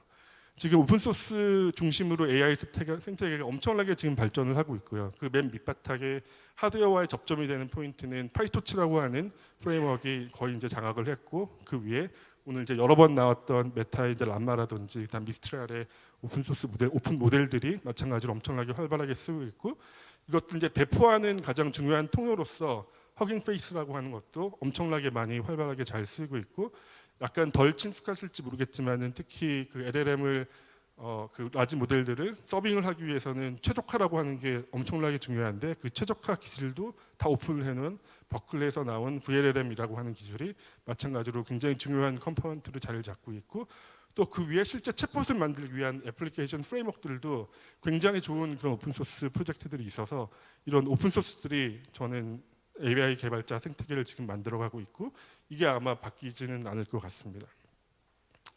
제가 말씀드렸지만은 뭐 이건 금방 넘어갈게요. 그 개발자가 지나가야 되는 되게 중요한 각 전이 각 단계에서 중요한 오픈 소스들이 지금 다 자리를 잡고 있어서 실제 개발자들은 거의 오픈 소스로 모든 일들을 지금 다 할 수 있는 그런 상황이죠. 그래서 어떤 일이 일어나고 있냐면 실제 그 모바일로 넘어오면서 아이폰이 나오고 엔드로이드가 나오면서 앱이 엄청나게 많아졌잖아요. 그 이제 개발자 에코시스템 자체가 잘 갖춰주기 시작하면서 폭발적으로 그때 앱들이 늘어났었는데 그것보다 더 빠른 속도로 아까 제가 말씀드린 허깅 페이스라고 하는 그런 포탈에 이런 모델들이 올라오고 있어요. 이제 허깅 페이스는 이제 오픈 소스 오픈 모델들을 이제 유통을 하는 그런 포탈이라고 생각을 하시면 되는데 곧 이제 애플의 앱 스토어가 등록되는 앱이 늘어나는 것보다 지금 사실 훨씬 더 빠른 속도로 지금 허깅 페이스의 모델들이 올라오고 있다라고 생각을 하시면 됩니다. 여기서 이제 성공적인 그 핵심 성공 요소를 저는 한 3가지 정도 추려봤는데 하나는 일단 파운데이션 자체가 굉장히 강한 그런 프리트레인 모델들이 지금 이제 공짜로 사람들이 쓸 수 있는 형태로 배포가 되고 있다라고 하는 점. 두 번째는 그런 배포 자체를 어디서 구해오는 게 아니라 여기 가면 그래 그다음에 여기 있는 거를 이렇게 아까 이제 체크포인트 그다음에 그걸 돌릴 수 있는 스크립트까지 다 배포가 되어서 그냥 받아서 누구나 쓸 수 있고 또 그것들을 또 실제 서빙으로 끌고 가기 위해서 파인 튜닝을 하고 그다음에 인퍼런스 최적화를 적용해서 엔드 포인트를 올릴 수 있는 이런 프레임워크들까지 다 오픈이 되어 있기 때문에 이제 이런 포인트들이 아까 제가 말씀드린 이런 폭발적인 그런 관심과 성장을 이루어내고 있다라고 생각을 합니다. 그리고 이 구심점에 저는 파이토치가 있다라고 생각하고 그 파이토치가 저희 같은 신생 기업들이 시장으로 진입할 수 있는 통로가 될 거라고 생각을 하는데요. 이게 리눅스라고 생각을 하시면 돼요. 이게 그 머신러닝 프레임워크라고 하는 것들이 실제 AI 가속기 자체를 추상화시켜서 그 위에 있는 소프트웨어들이 접근할 수 있도록 해주고 파운데이션 모델도 이걸로 개발을 하고 서빙도 이걸로 하고 이 외에 여러 가지 상위 레벨 라이브러리들도 이 위에서 만들고 aps도 이걸로 하고 개발 도구들도 이걸로 만들고 실제 AI 생태계에서 필요한 거의 모든 구성 요소들이 이런 머신러닝 프레임워크에 의존을 할 수밖에 없는 그런 상황이죠. 이 머신러닝 프레임워크가 몇 년 전까지는 도대체 어떤 애가 뭘 써야 되는지라고 하는 게 약간 혼란스러운 그런 상황이었는데 결과적으로는 파이토치로 수렴을 저는 했다라고 생각을 하고요. 이제 그거를 보여주는 굉장히 대표적인 예 중에 하나가 그 VLLM이라고 하는 굉장히 파퓰러한 아까 제가 말씀드렸던 프로젝트가 있는데 이 프로젝트에 하드웨어 백엔드를 붙이려고 여러 하드웨어 회사들이 굉장히 노력을 하는데 선언을 했어요. 우리는 앞으로 하드웨어 앱스트랙션은 그냥 파이토치를 통해서 하겠다. 그다음에 파이토치에 잘 붙으면 그때 와서 VLLM에 백엔드로 붙일 걸 생각을 해라라고 공표를 아예 했습니다. 네, 이 정도로 어떻게 보면은 뭐 저뿐만이 아니라 모든 사람들이 파이토치가 그냥 이제 이것들은 표준화를 하고 있다라고 생각을 하고 있다고 보시면 됩니다. 아까도 말씀드렸지만은 AI 리눅스 시대라고 생각을 하고 맨 처음 시작 자체는 이제 토치라고 하는 프로젝트와 메타가 갖고 있던 이제 카페2라고 하는 프로젝트가 이렇게 머지를 하면서 시작을 했고 처음에는 좀 혼돈스럽고 이제 리서치하는 사람들이 논문을 쓰기 위해서 모델을 만드는 도구로 시작을 했었는데 이 엄청나게 이제 활발해져서 지금은 엄청나게 많은 사람들이 가져다 쓰고 있고 실제 커머셜 목적으로도 굉장히 많이 쓰고 있고 개발자 커뮤니티도 마치 링스 커뮤니티처럼 지금 굉장히 활발하게 만들어지고 있습니다. 이게 지금 그 이 머신러닝 프레임워크 주위로 이제 생긴 모습을 제가 아주 시간이 없었기 때문에 간략하게 이렇게 한번 그려봤는데요. 그 맨 밑에 이제 엔비디아 GPU가 사실 뭐 거의 다 쓰고 있기 때문에 GPU가 깔려 있고 그 GPU 위에 아까 제가 그 챌린지라고 말씀드렸던 쿠다라고 하는 애가 이제 엔비디아 GPU를 소프트웨어한테 노출을 하는 그런 역할들을 하고 있는 거고 이제 그 위에 지금은 이제 파이터치를 얹어가지고 쓰고 있고요. 거의 많은 대부분의 이제 그 서버에서 모델을 개발하시는 분들은 이제 이런 형태로 지금 이제 쓰고 있다고 생각하시면 되는데 여기서 보면 파이토치라고 하는 거는 오픈 소스이긴 하지만 이 쿠다라고 하는 기술은 엔비디아만 가지고 있는 기술이고 공개가 되어 있지 않죠. 네. 근데 저는 앞으로 오는 후에는 이게 많이 바뀔 거라고 생각을 하거든요. 네.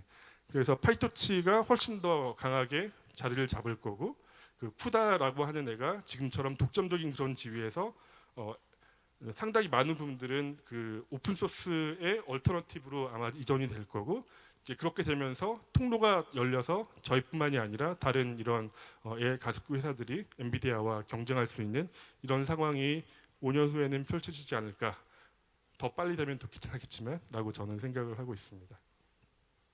그런 의미에서 아직 뭐 저희가 어넌스를 하진 않았지만은 아직 스타트업이고 지금 사실 저희가 여기저기 투자할 때도 많긴 하지만은 이 파이토치와의 접점을 만들고 인티그레이션 하는 게 저희한테는 굉장히 중요한 프로젝트이고 이거 이제 상식적인 의미로 저희가 파이토치 파운데이션에 이제 며칠 전에 가입을 했어요. 한국 기업 중에서는 처음이고 한국 가속기 회사 중에도 당연히 처음이고 전체 MPU 하는 회사들을 통해서도 이제 그래프4가 보긴 하는데 이제 그래프4 말고는 저희가 이제 두 번째로 파이토치 파운데이션에 이제 가입을 해서 굉장히 적극적으로 저희가 이 생태계의 편입을 지금 해보려고 노력을 하고 있습니다.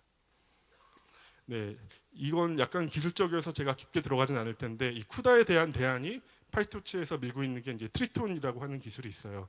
이 트리톤이라고 하는 거는 그 하버드 박사 과정에 있던 학생이 만든 그 이제 논문에서 시작을 한 건데 그분께서 오픈 AI에 들어갔고 이제 오픈 AI가 이런 기술이 굉장히 중요하고 필요하다고 생각을 해서 적극적으로 인큐베이션 하면서 많은 사람들이 이제 쓰기 시작을 했고 이제 파이토치 커뮤니티에서 그러면 파이토치에서 트리톤을 어댑트를 해서 이거를 실질적인 그런 쿠다의 대안으로 자리를 이제 잡게 해야겠다라고 아마 생각을 했던 것 같아요. 그래서 일단 지금은 파이토치가 트리톤을 어댑트를 하고 트리톤이 파이토치에서 굉장히 중요한 그런 컴포넌트로 지금 점점 더 자리를 잡아가고 있고요.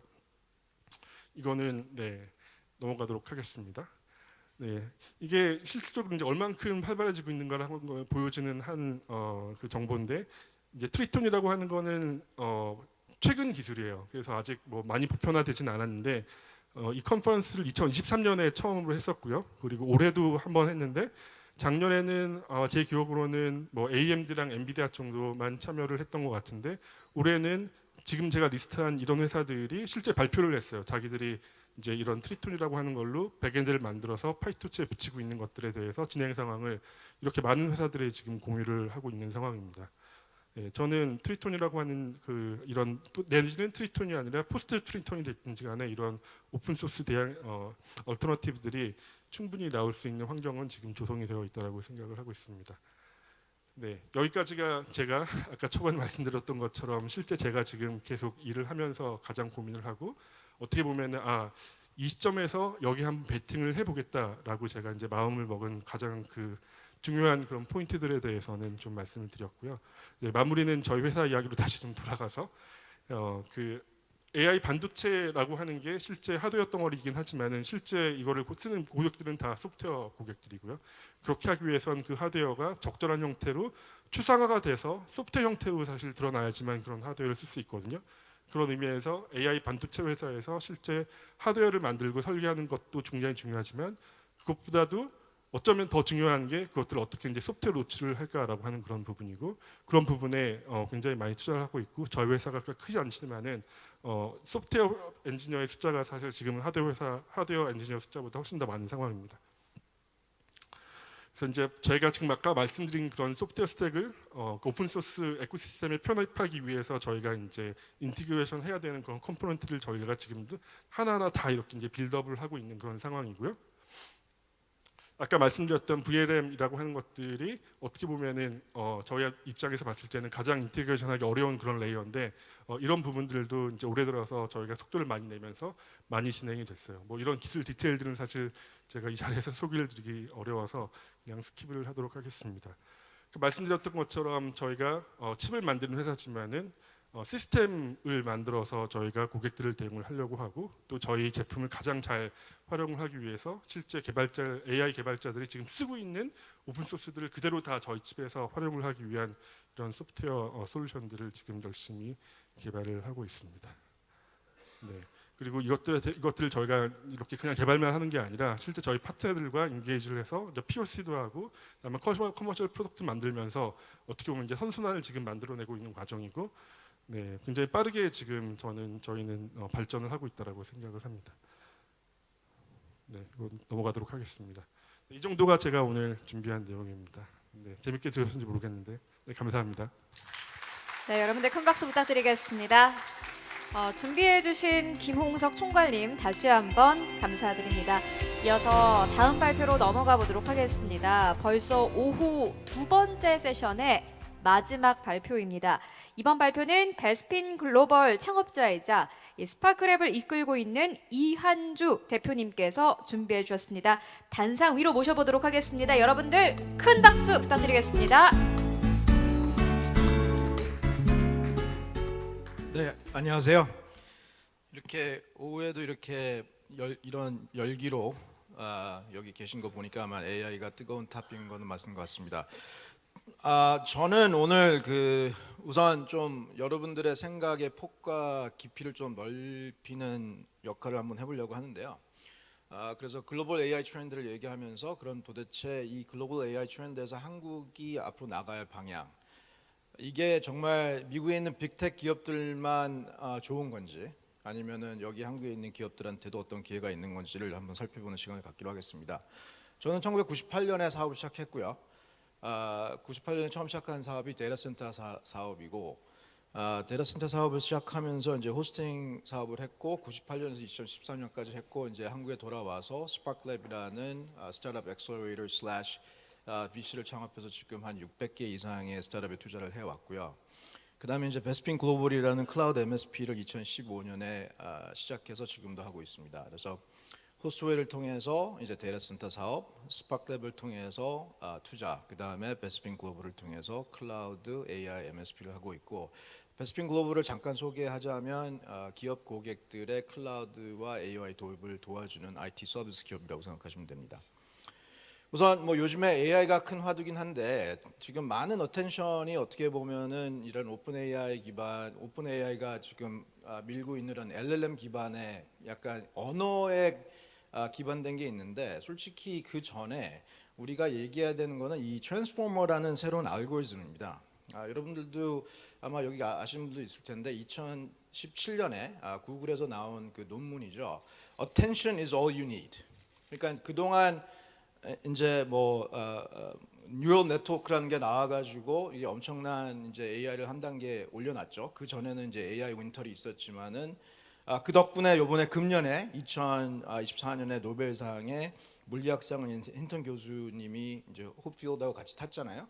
그게 이제 뉴럴 네트워크를 통해서 이제 이런 우리 물리적인 세상을 이해할 수 있는 거에 이제 공유했다 해가지고 이제 물리학상을 받으신 건데, 솔직히 그 뉴럴 네트워크만 갖고도 굉장히 좀 어려웠죠. 이제 뉴럴 네트워크 덕분에 엄청나게 많은 발전이 있었지만은 그거 갖고도 AI가 정말 우리 인간에 근접하는 어떤 인텔리전스에 가까워질 수 있을까라는 의문점이 많았는데, 2017년에 이 Attention is all you need라는 논문이 나오면서 여기에서 이제 트랜스포머 알고리즘이 소개되면서 그때부터 지금 우리가 지금 느끼고 있는 이 많은 혁신들이 지금 엄청나게 가고 있는데, 이 트랜스포머 알고리즘은 솔직히 언어에만 특화된, 언어로 시작했지만 언어에만 사용되는 건 아니죠. 그래서 나온 게 이제 알파폴드잖아요. 그래서 금년에 되게 특이한 게 화학 노벨상은 그것도 이제 이 AI 쪽으로 갔죠. 그래서 우리가 잘 알고 있는 알파고, 그 알파고가 2015년이었나요? 그때쯤 되죠. 근데 지금 2024년에 이 알파고를 만든 사람들이 알파폴드라는 걸 만들어 가지고 이 프로틴 폴딩, 그 단백질 폴딩 하는 거 갖다가 엄청난 혁신을 해 가지고 이거 갖고 화학 노벨상을 받았습니다. 심지어 여기 나온 존 점퍼라는 친구는 박사학위 받은 게 7년 전이에요. 그러니까 박사학위 받고 7년 후에 노벨상을 탄 거예요. 근데 이제 여기도 이 알파 폴드, 이 프로틴 폴딩이라는 이 어마무시한 엄청난 이 혁신의 가장 핵심적인 요소가 바로 이 트랜스포머 알고리즘입니다. 그래서 제가 여기서 말씀드리고 싶은 거는 여기서 핵심 키워드가 attention이에요.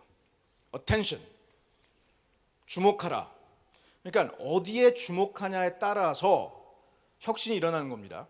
그러니까 이 AI라는 이 엄청난 거대한 물결을 우리가 바라봤을 때 도대체 우리가 어디에다가 주목해야, 어텐션을 해야 우리 또 대한민국이 살아갈 길이 생길까? 아니면 여러분들이 개인으로서, 아니면은 여러분들이 몸담고 있는 기업에서, 나라에서 미국이나 중국 같은 거대한 이런 파워들과 싸우면서 정말 이겨나갈 수 있는가? 거기에 답이 있는 것 같습니다. 그래서 오늘의 핵심 키워드는 attention입니다.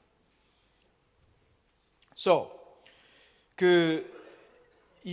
정말 이렇게 지금 AI 얘기를 듣고 있다 보면은 한편으로는 굉장히 흥분도 되지만 또 한편으로는 굉장히 소외감을 느낄 때가 있죠. 도대체 이 AI는 정말 이 미국에 있는 오픈 AI 같은 일론 머스크 같은 괴짜 아니면은 구글 같은 정말 엄청난 많은 돈을 갖고 있는 아니면은 뭐 아마존, 심지어 아마존도 좀 뒤늦게 들어오기 있지만 뭐 마이크로소프트 같은 이런 기업들한테만 뭔가 특혜가 주어지는 걸까? 정말 이 빅테크의 어떤 이 독점적인 그 포지션이 다음 이 인터넷 세상에서 이러한 빅테크 기업들이 독점적인 위치를 차지했다면은 이게 또 AI 세상까지 연결될 수 있을까라는 엄청나게 심각한 고민이 될 수밖에 없는 거죠.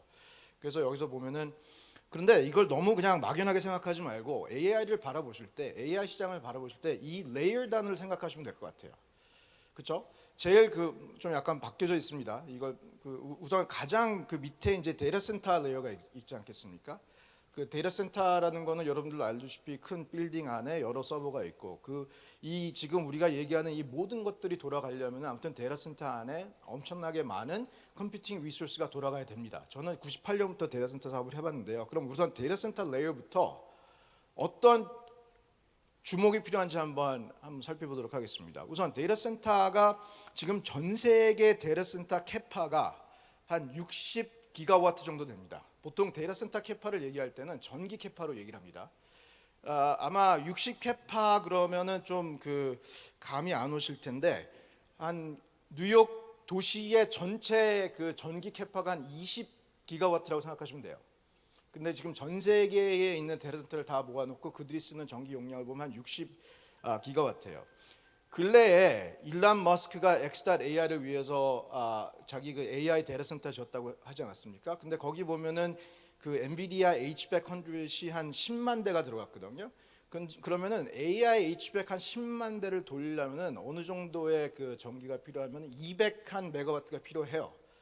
그게 이제 IT 부하만 얘기하는 게 아니라 그거에 들어가는 이제 쿨링도 필요하고 여러 가지가 필요하지 않겠습니까? 그래서 보통 한 10만 H100 그거를 돌리려면은 그 서버가 그 H100 10만 장이 들어간 서버들을 다 돌리려면은 한 200메가와트가 필요한 거죠. 아까 제가 말씀드린 게 전 세계 지금 데이터 센터 캐파가 60기가와트라고 말씀드렸어요. 그러면 앞으로 2030년까지 한 어느 정도의 추가적인 데이터 센터 캐파가 필요할까요? 맥킨지는 그거를 한 200킬로와트, 200한 기가와트가 그때 가면은 형성이 돼 있을 거라고 얘기를 해요. 그게 200이 될지 170이 될지 300이 될지는 솔직히 아직은 모르지만 대략 맞는 것 같아요. 왜냐하면 일론 머스크 혼자서 한 200메가와트를 쓰잖아요. 그리고 일론 머스크가 뭐라 그랬어요? 내년에는 그거보다 2배 더 큰 걸 만들겠다 했죠. 그러면 일론 머스크만 하겠습니까? 그 옆에 붙어 있는 그와 경쟁하는 여러 회사들도 다 할 거고요. 각 나라마다 또 경쟁적으로 할 거고요. 그러니까 이게 되는데 그러면은 140기가와트의 추가 데이터 센터 용량이 필요한 거죠. 이 모든 AI를 갖다가 가능하게 하려면. 그런데 혹시 여러분들 그 데이터 센터 지으려면 얼마큼 돈을 투자해야 되는지 아세요?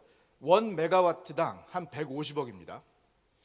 1메가와트 용량의 데이터 센터를 지으려면 땅값 빼고 공사비만 한 150억이에요. 그 150억은 계속 올라갈 거예요. 왜? 인플레이션 때문에. 그렇죠? 그러면은 140기가와트면은 14만 메가와트거든요. 그거를 앞으로 6년 동안 돈을 들여서 써야 돼요. 그 돈의 규모가 뭐냐? 한번 계산해 보세요. 14만 메가와트 곱하기 150억. 이거는 정말 엄청난 기회입니다, 우리한테. 그러니까 보세요. 이게 거의 뭐 한 2천조 넘잖아요. 그렇죠?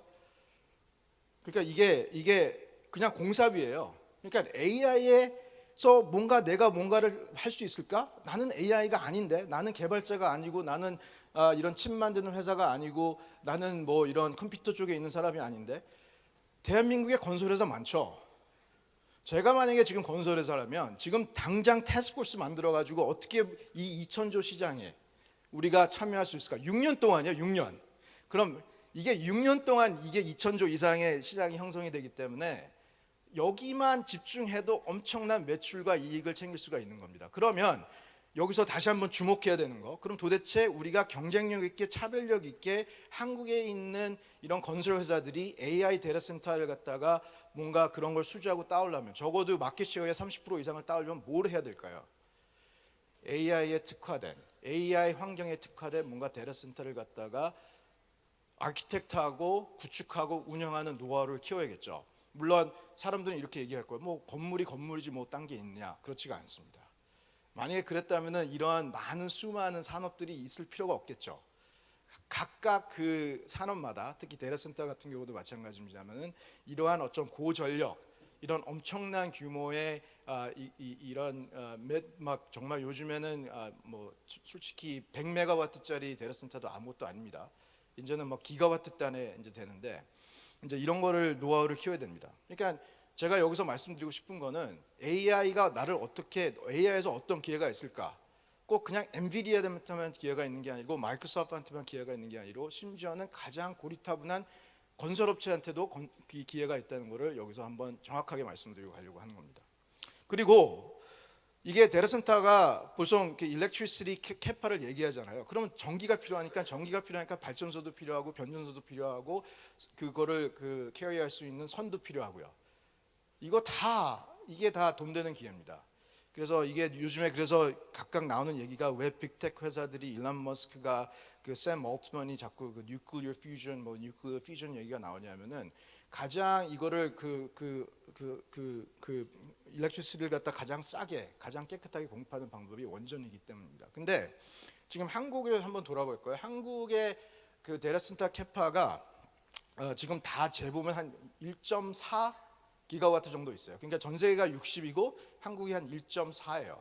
근데 어떤 그 시장 수요 예측 보고서를 보니까 2028년까지 한 1.6 기가와트까지 간다는 얘기예요. 근데 그게 말이 안 되는 게 그러면 일론 머스크 같은 X.AI 같은 거 하나 들어오면 다 끝난다는 얘기거든요.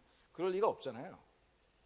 근데 여기서 디맨드는 계속 있을 것 같은데 이제 수요 이거를 갖다가 이제 맞춰줄 수 있는 어떤 그 전기 공급이 문제인데 지금은 문제가 뭐냐면 산자부에서 8월달에 무슨 전기 이 한전이 워낙 적자다 보니까 이제 전기 공급을 안 해주고 있어요.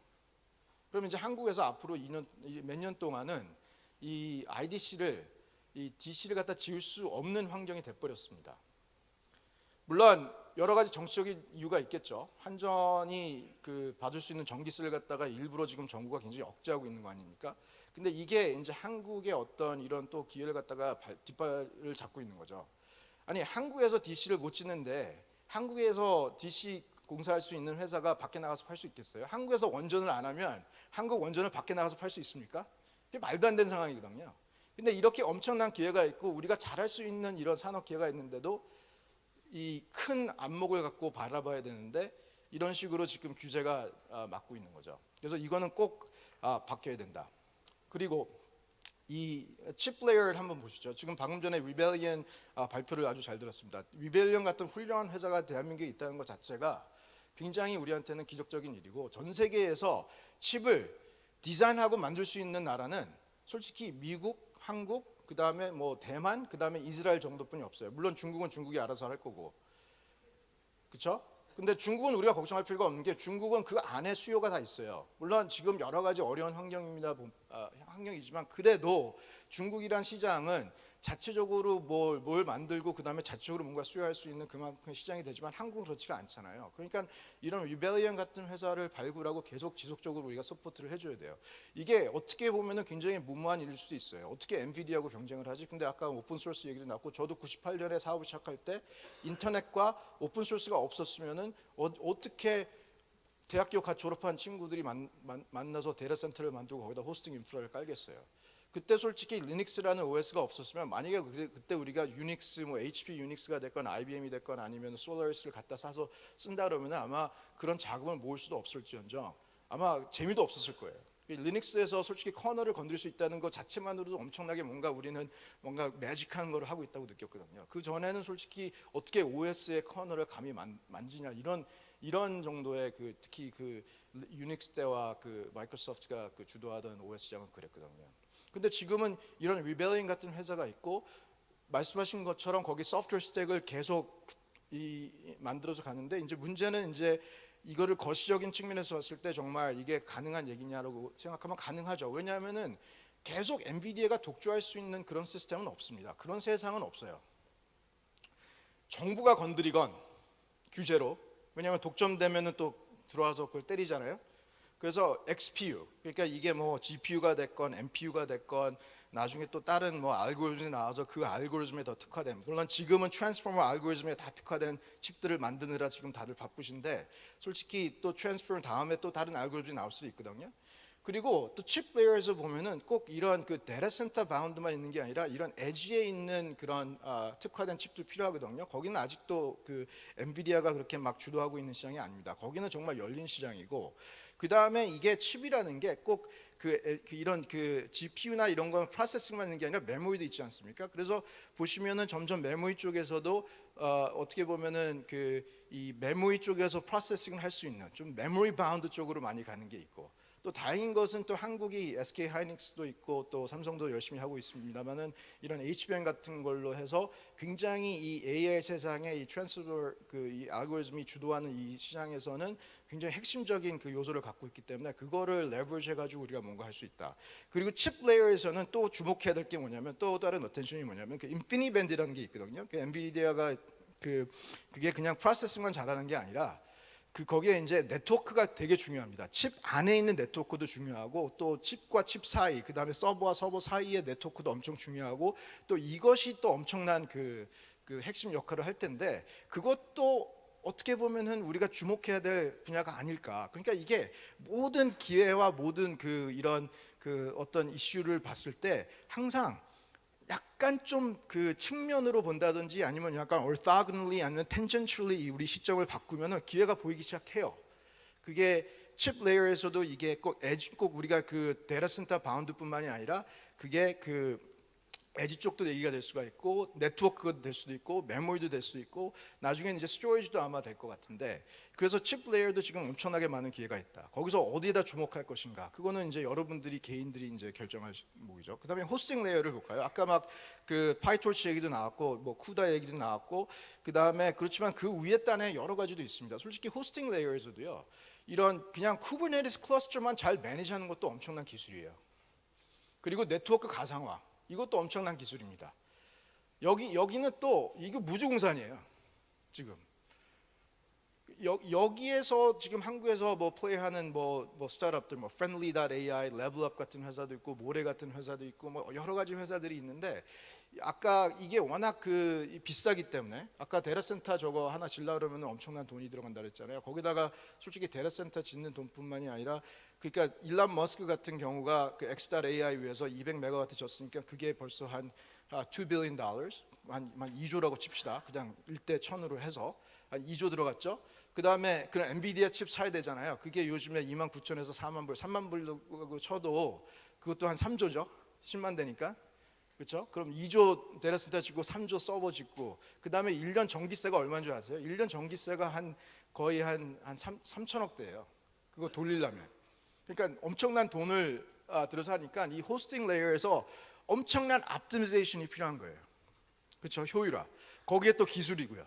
또 그거를 만드는 회사들도 엄청나게 각광을 받을 거고. 그런데 다행인 것은 또 한국에 그런 걸 하는 친구들이 있고, 그거 하는 그 스타트업들이 있고, 그리고 보세요. 엔비디아가 쿠다를 갖고 있으면 AMD도 뭐가 있어야 되고, 인텔도 뭐가 있어야 되고, 또 그런 회사들과 협업을 통해서 아니면 투자를 받는다든지 아니면은 공동 전선을 만들어 가지고 그 호스팅 레이어에 있는 회사들도 엄청나게 크게 돈을 벌 수 있다. 파운데이셔널 레이어. 요즘에는 이제 다 이 LLM 모델에 대해서 굉장히 많은 그 어텐션이 가고 있는데, 저는 여기서 약간 좀 다른 시각을 좀 제공하고 싶은데, 파운데이셔널 모델은 솔직히 특히 랭귀지 바운드 파운데이셔널 모델은 한국이 불리할 수밖에 없어요. 왜? 전 세계에 많은 랭귀지 그대로 있는 컨텐츠가 영어가 많기 때문에. 그리고 보세요. 한국말에 특화된 파운데이셔널 모델이다. 듣기엔 좋은데, 이론적으로는 좋은데, 솔직히 영어 못하는 파운데이셔널 모델이 그렇게 쓸모가 있을까요? 여러분들 대부분의 고객들은 웬만한 컨텐츠들은 다 영어로 돼 있어요. 한국말만 쓰는 이런 사업체는 이제 한국에도 거의 없습니다. 그런데 한국말에 특화됐다? 듣기는 좋아요, 이론적으로. 근데 그게 저는 오히려 우리가 지금 주목하고 있는 언어 레벨의 이런 파운데이셔널 모델보다는, 아까 제가 예를 든 알파폴드 같은 거 있잖아요. 알파폴드가 뭐냐면은 단백질이거든요. 단백질은 뭐냐면은 아미노 아시드로 만들어져 있는데 이 우주에는 적어도 지구에는 우리가 아는 한 단백질 안에는 20개의 아미노 아시드가 있습니다. 아미노 아시드를 그냥 하나의 단어라고 생각하시면 돼요. 왜 이 트랜스포머 모델이 언어에도 잘 적용이 되고 이 단백질 20개 그러니까 이렇게 쭉 스트링으로 있겠죠. 여러 컴비네이션이. 그럼 그게 이렇게 구겨져 가지고 우리가 아는 단백질이 되는 거거든요. 근데 이 알파폴드가 요 단어들을 다 읽어가지고 이게 앞으로 어떻게 폴드가 돼가지고 어떻게 구겨져서 어떠한 모델로 3D 모델로 나오겠다는 것 갖다가 프리딕트 해주는 그 역할을 하거든요. 그러니까 언어하고 비슷해요. 언어가 단어들이 쭉 나열돼 있으면은 그거의 연결 포인트와 접근성과 아니면 여러 가지 관계성을 다 이해를 해가지고 단어가 여기 건 다 해서 그게 어떠한 문장을 이뤄서 어떻게 의미가 전달되는 걸 해주잖아요. 똑같아요. 그 기본 컨셉은.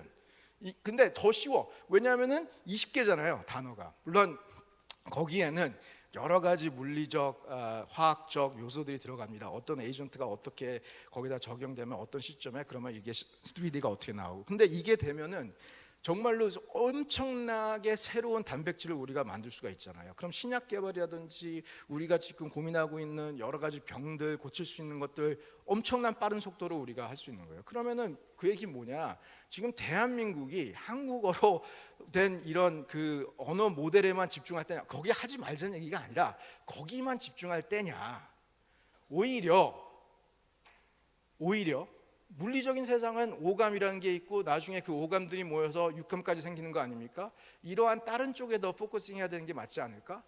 그래서 국가 차원에서 만약에 투자를 한다 그러면은 그냥 언어 레벨의 어떤 LLM 같은 파운데이션 모델에 집중하는 게 아니라 오히려 알파폴드나 아니면 다른 특화된 이거에 대해서는 제가 나중에 조금 더 자세하게 말씀을 드리겠습니다만 저는 오히려 파운데이션 모델 레이어가 너무 중요하기 때문에 그걸 갖다가 LLM 같은 랭귀지 모델뿐만 아니라 비전, 사운드, 멀티 모델 당연히 중요하고요. 또 산업에 특화된 아까 알파폴드 같은 이런 프로틴 폴딩. 그 다음에 여기에 예를 하나 들어볼까요? 그 MIT하고 캠브리지하고 같이 협업을 해가지고 물론 IBM도 도와줬습니다만은 몰레큘러 트랜스포머라는 또 모델을 하나 만들었어요. 그게 뭐냐면은 우리가 몰레큘러 레벨, 분자 레벨에서 지금 가장 고민되는 게 뭐예요?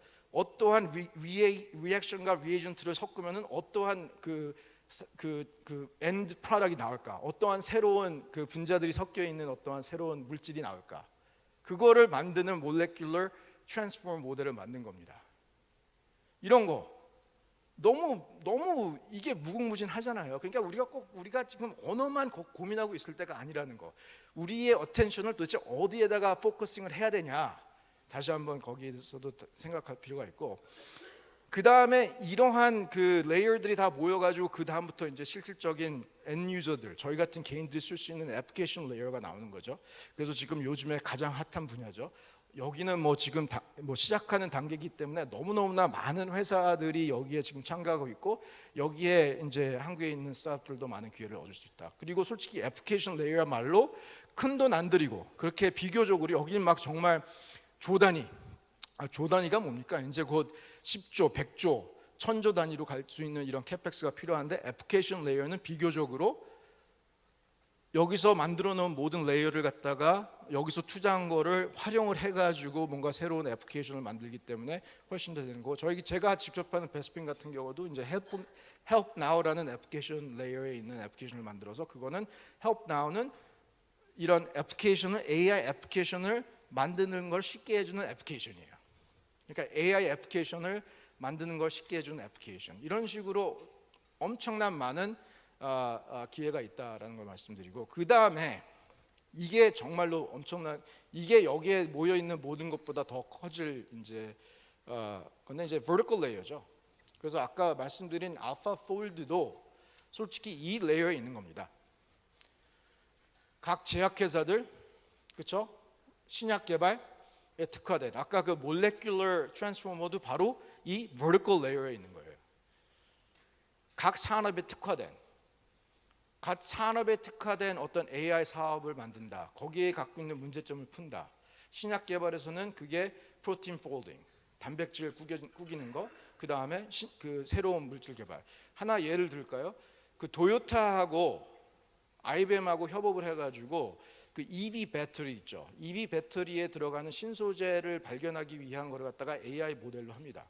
AI가 왜 그런 걸 잘하냐면 시뮬레이션을 돌리는 거를 잘해요. 그러니까 컴퓨터가 이 인간에 비해서 뭘 잘하냐면은 수많은 시행착오를 겪는 그런 시뮬레이션을 갖다가 지치지 않고 빠른 시간에 할 수 있다는 겁니다. 이 알파폴드하고 몰레큘러 이런 그 트랜스포머나 지금 도요타하고 IBM이 하고 있는 예를 들면 그걸 옛날에 어떻게 했냐? 저 같은 만약에 대학원생이었으면은 그냥 정말 대학원생들한테 월급도 안 주고 그냥 싸구려 그냥 계속 싸구려 레이버죠. 어떻게 보면 그냥 그거를 수십만 수백만의 그 대학원생들이 연구소에서 그 고생하면서 만드는 거예요. 시행착오를 겪으면서. 그리고 연구소도 마찬가지로. 근데 그거를 다 이제는 컴퓨터가 알아서 시뮬레이션을 돌려줍니다. 왜 알파고가 그렇게 빨리 인간들을 대해가지고 이길 수 있었냐면 그들은 지네들이 직접 그 시뮬레이션을 돌리잖아요. 그러니까 계속 바둑을 두는 거예요. 계속 지네들이 데이터를 만들어가면서 그 바둑을 두는 겁니다. 그래서 이 컴퓨터가 직접 데이터를 만들 수 있는 그러한 산업들은 굉장히 빠른 속도로 AI가 대체를 할 거예요. 그러니까 예를 들어서 오히려 이런 뭐 플러밍 아니면은 이런 이 사람 손이 가는 이런 매뉴얼 레이버는 좀 시간이 걸릴 거예요. 왜냐면 로봇이 그걸 대체하려면 좀 시간이 더 걸릴 건데 이런 식으로 뭔가 엄청나게 이런 데이터 인간이 만든 데이터에 의존하지 않고 자기네들이 직접 데이터를 만들 수 있는 그러한 특성을 갖고 있는 인더스트리는 엄청나게 빠르게 지금 AI가 들어가서 다 대체를 할 겁니다. 그래서 이걸 한번 보시고 근데 이제 그 얘기는 뭐냐면은 데이터가 있어야 돼요. 그리고 그들이 그 산업 안에 특화된 데이터를 생성할 수 있는 뭔가를 갖고 있어야 되는 거죠. 그래서 한국에서 저는 꼭 한번 우리가 시도를 해야겠다는 게 바로 이겁니다. 우선 알파 매뉴팩처링, 그냥 알파는 원래 그냥 알파벳이 쓰는 거니까 쓰지 않더라도 뭔가 우리가 지금 제조업 기반의 산업이 많은데 왜 굳이 언어만 생각을 하냐?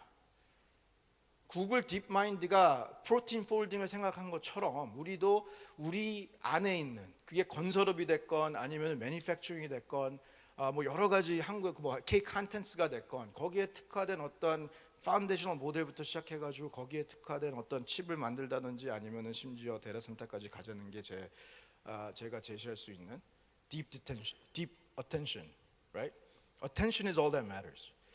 그러니까 너무 지금 AI 세상이 빠르게 진화된다 해서 그냥 어디서부터 시작할까 그렇게 생각하지 마시고 한번 여러분들이 하고 계신 분야를 좀 깊게 들여다보시고 그리고 여러분들이 하고 계신 분야에 정말로 제가 아까 말씀드린 하고 있는 일인데 거기서 데이터가 생성되는 게 자동화가 될 수 있는지 그리고 그러면은 우리가 컴퓨터를 돌려가지고 그러한 어떤 데이터 제너레이션을 갖다가 어로메이트 할 수 있는지 그래서 그거를 컴퓨팅 자원만 있다면은 우리가 엄청난 많은 시뮬레이션을 돌려가지고 거기서 우리가 모델 개발을 해가지고 그 모델 개발 위에다가 여러 애플리케이션을 깔아서 이러한 각각 산업들이 갖고 있는 아니면 사회가 갖고 있는 문제를 더 멋지게 해결할 수 있는 어떤 솔루션을 만들 수 있을지 이거를 꼭 살펴보시기 바랍니다.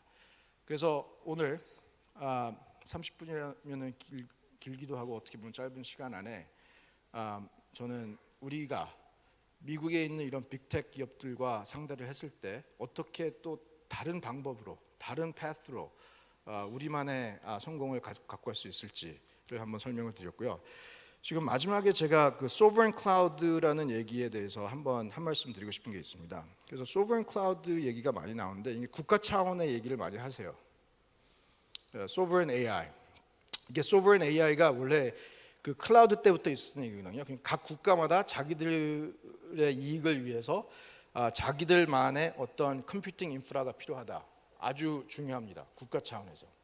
근데 개인 차원 가장 그 소버린 AI의 종착점은 개인입니다. 개인. 주권. 소버린 얘기가 주권이라는 얘기잖아요. 주권의 가장 기본적인 단위는 바로 개인입니다. 국가도 아니고요. 기업도 아닙니다. 개인이에요. 그래서 제일 중요한 주권적인 얘기는 바로 개인입니다. 그러면 여러분들이 우리가 개인으로서 걱정해야 될 게 내 개인의 주권을 갖다가 보호하고 더 그걸 향상하기 위해서 도대체 AI 세상이 어떻게 발전돼야 되는지에 대한 거는 모든 사람들의 관심점이 돼야 된다고 봅니다. 예, 감사합니다. 네, 여러분들 큰 박수 부탁드리겠습니다. 발표해주신 이한주 대표님께 다시 한번 감사의 말씀드립니다. 네.